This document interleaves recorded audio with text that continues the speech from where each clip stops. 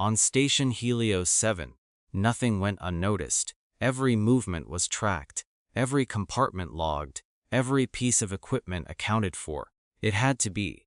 Helios 7 wasn't just a station, it was a military outpost. A frontline defense hub orbiting the unstable border of contested space, where patrols vanished, signals glitched, and enemies rarely announced themselves before striking. Order wasn't optional, it was survival, which is why the anomaly report triggered immediate attention. Unregistered life signs detected, the system announced. Security Officer Talvek frowned. Location? Sector D12. Equipment storage. Talvek's mandibles clicked softly. Dastard? That didn't make sense. No organic signatures were allowed in that sector. Send a patrol, he ordered. Skinning. The Lockheed patrol arrived within minutes. 3 officers, armed, out. Scanning again, one said, adjusting the sensor. The readings didn't change. Multiple life signs, she confirmed. Talvek arrived shortly after, his presence immediately commanding silence. Open it, he said. The locker in question was large, standard issue for heavy combat gear, assigned to one individual, human, designation, Sergeant Elias Rook. Talvek paused. Is he on duty? He asked. Yes, sir, one officer replied. Outer patrol won't return for hours. Talvek's eyes narrowed. Then what's inside his locker? The seal hissed open. And everything changed. Discovery at first. No one moved, because no one understood what they were seeing. Inside the helmet rack, curled together in a cluster of soft, uneven breathing, were cubs, small, fragile, sleeping, at least 6 of them, different species, all crammed into a space meant for armor and equipment. Talvek froze. What is this? No one answered, because no one had an answer. The impossible situation.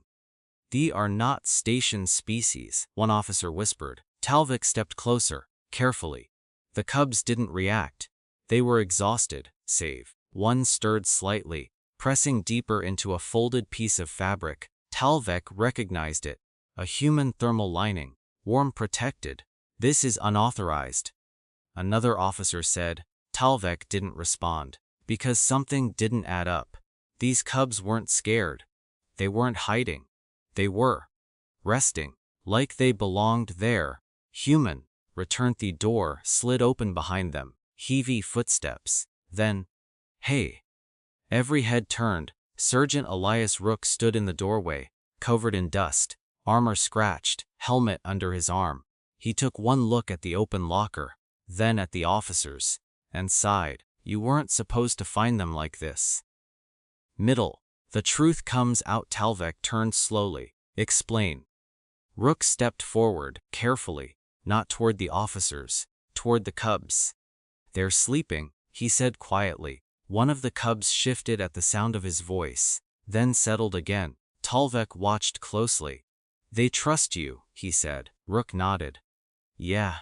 Silence stretched. Then, they shouldn't exist here, Talvek said. I know. Then why are they in your locker? Rook exhaled slowly. Because they had nowhere else to go. The story no one expected. It started during rake patrol, outer perimeter, derelict wreckage field. Thought it was just debris, Rook said, until he heard something. Faint, weak, crying. Talvek's gaze sharpened. You investigated? Yeah. Inside the wreckage, hidden beneath collapsed plating and frozen circuitry. He found them, cubs, alone, cold, abandoned. No distress signal, Rook said. No survivors. Then they were left behind, one officer muttered. Rook didn't argue, because that was the only explanation. The decision protocol was clear. Report, contain, transfer. But Rook didn't follow protocol. I couldn't leave them, he said simply. Talvek studied him. You risked station security. Rook nodded. Yeah, you violated multiple regulations, probably. Why? Rook looked at the cubs, then back at Talvek. Because they were going to die. Silence, heavy, unavoidable. The moment everything changes. One of the cubs woke up, slowly, blinking, confused. It saw the officers, tensed then. It saw Rook, and immediately relaxed. It climbed out of the locker, small, unsteady, and walked straight to him. The entire patrol watched. The cub reached his leg, pressed against it. Safe. Talvik felt something shift. Something unfamiliar, understanding. Confrontation. This is not sustainable, one officer said. They cannot stay here. Rook didn't argue. I know. Then what is your plan? Rook hesitated. Then I was going to figure it out. Talvik exhaled slowly. That is not a plan. No, Rook admitted. It's not. Ending. What they chose, the decision wasn't immediate. It couldn't be, because this wasn't just about rules. It was about something deeper. Something the station wasn't built to handle. Compassion. Days passed. Investigations. Discussions. Debates. And through it all, the cubs remained under observation, under protection, not hidden anymore, but not removed either. Talvik visited them once, quietly. One of the cubs approached him, curious, unafraid. He didn't move, didn't react, just watched. Then slowly, he lowered his hand. The cub touched it, lightly. Trust, given freely. Final moment, the ruling came. Unexpected, unprecedented. The cubs would stay, temporarily, under supervised care. But more importantly, they would not be treated as threats. Rook stood outside the locker later that day, empty now, because the cubs had been moved to a proper space, safer, warmer. Talvik approached. You understand this changes nothing about protocol, he said. Rook nodded.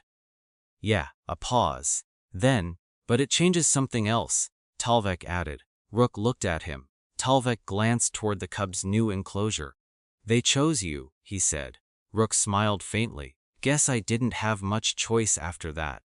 Talvik considered that, then nodded once because, for the first time, he understood something humans had always known. Sometimes, the right thing to do isn't written in the rules. It's written in what you refuse to leave behind. And on Station Helios 7, that lesson would not be forgotten.